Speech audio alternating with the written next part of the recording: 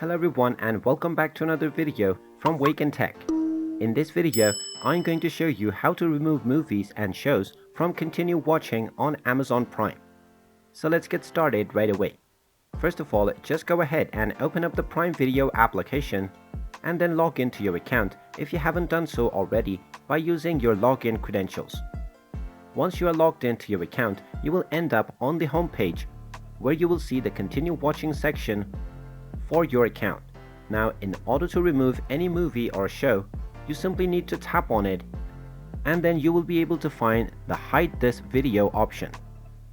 You can simply tap on hide this video and now you will see that the video that you just selected will be hidden.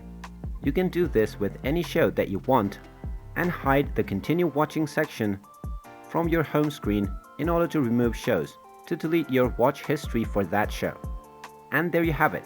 That is how easy it is to remove continue watching from your Amazon Prime account. If you find this video helpful, make sure you hit that like button and subscribe to our channel if you haven't done so already. Also ring that notification bell to never miss another update from us. Thank you for watching and I will see you again in the next video.